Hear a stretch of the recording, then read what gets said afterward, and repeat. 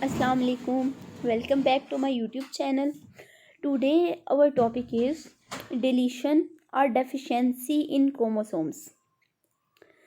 अच्छा, अब basically deletion क्या होती है? किसी चीज़ को डिलीट कर देना। क्रोमोसोम्स पे क्या होता है? जीन्स प्रेजेंट होती हैं, ठीक है। फॉर एग्जांपल 1 2 3 4 5 6, ये 6 जीन जो है वो क्रोमोसोम पे प्रेजेंट हैं।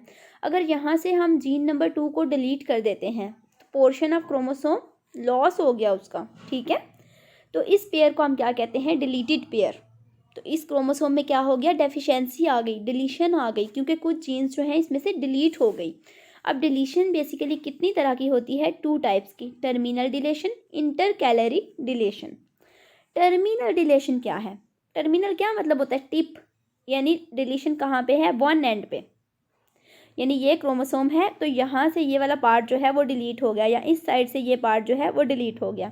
इंटर कैलरी डिलीशन कौन सी होती है? जिसमें सेंटर से क्या हो, इंटीरियर से, यानी टिप्स के अलावा कहीं और से क्रोमोसोम का पार्ट जो है उसको लॉस हो रहा है, तो उसे हम कहेंगे इंटर कैलरी डिलीशन।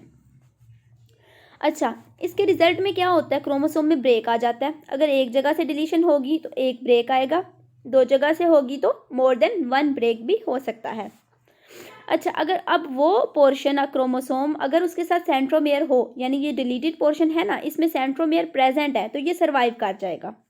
लेकिन अगर ऐसा पोर्शन जिसमें सेंट्रोमेयर ना हो, क्रोमोसोम का ऐसा पोर्शन जिसमें ब्रेक आ जाए डिलीशन की वजह से, और उस पार्ट में सेंट्रोमेयर भी ना हो, तो वो लॉस हो जाता है आफ्टर मियोसिस या माइटोसिस, यानी सेल डिवीजन के बाद वो ख़त्म हो जाता है।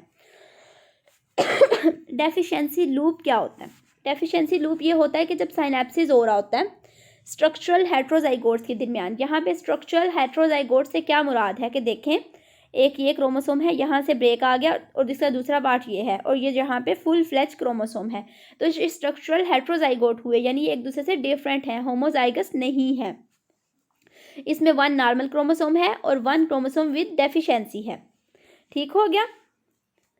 अब क्या होगा कि जो यहाँ पे देखें ना, ये नॉर्मल क्रोमोसोम है और ये जो है यहाँ इसका कुछ पार्ट लॉस हो चुका है, तो अब जो अनपेयर रीजन होगा नॉर्मल होमोलॉग का, अब देखें ना, ये तो पूरा क्रोमोसोम है, ये सारा का सारा इससे पेयरिंग करेगा, लेकिन जहाँ पे इधर क्रोमोसोम नहीं है तो वहाँ पे ये वाला क्रोमोसोम क्या करेगा?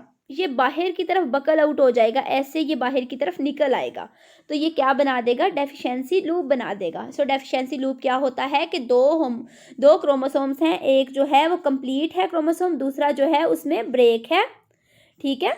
तो जो कंप्लीट क्रोमोसोम है वो दूसरे ब्रेक वाले के साथ जब पेयरिंग करेगा, साइनेप्सिस करेगा, तो वो पोर्शन जहाँ पे क्रोमोसोम नहीं है उस साइड पे जो नॉर्मल क्रोमोसोम है वो बाहर निकल आएगा, ठीक है, एक लूप बना लेगा, उसे हम क्या कहते हैं? Deficiency loop. एग्जाम्पल इसकी क्या है? Credo chats syndrome.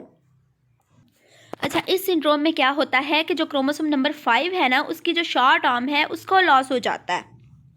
सिम्टम्स इसके क्या होते हैं कि जो बेबी बॉर्न होता है ना, उसकी कैट लाइक क्राई होती है, माइक्रोसेफेली यानी कि स्मॉल।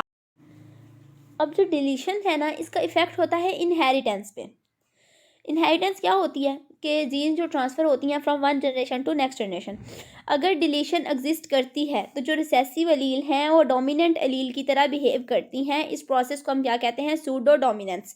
इसको ज़रा देखें। फॉर एग्जांपल एक नॉर्मल क्रोमोसोम है, ठीक है, एक जो है उसमें कुछ पार्ट डिलीटेड है, तो फॉर एग्जांपल जो डिलीटेड है उसमें डोमिनेंट जीन है, जो नॉर्मल है उसमें रिसेसिव जीन है। तो अगर इस केस में क्या होगा कि जो रिसेसिव जीन है वो डोमिनेंट की तरह बिहेव करेगी, क्योंकि वो ऑल इन वन है, उसका सेकंड पेयर नहीं है। इस प्रोसेस को हम क्या कहते हैं? Pseudo dominance. सूडो डोमिनेंस में क्या होता है? फिनोटिपिक एक्सप्रेशंस जो है ना वो उस जीन के होंगे, ठीक है, और रिसेसिव एलील डोमिनेंट की तरह बिहेव करेगी in association with deletion. Pseudo dominance का प्रिंसिपल जो है वो बेसिकली एग्जिबिट कौन करते हैं? Exhibited by deficiency of heterozygotes, और इसको यूटिलाइज किया गया है स्पेसिफिक जीन्स की लोकेशन को डिटरमाइन करने के लिए ऑन स्पेसिफिक जीन्स, जैसे फॉर एग्जांपल ड्रोसोफिला या मेस वगैरह। अच्छा, अब देखें ना, हमारे पास गैमीट्स हैं ए बी सी, ये रिसेसिव पेरेंट है, ठीक है, इसके गैमीट्स ये बने हमारे पास, ये डोमिनेंट पेरेंट है, इसके रिसीव गैमीट्स हमारे पास ये बने ए बी सी या फिर ए सी, जिसमें डिलीशन हो गई, ठीक है। अब प्रोजेनी जो है ये एक तो ये डोमिनेंट है, दूसरा ये जो ए सी और ए बी सी है ना, अब यहाँ पे जो ए सी है ना, इसमें बी जीन पे सूडो डोमिनेंस होगी, ठीक हो गया।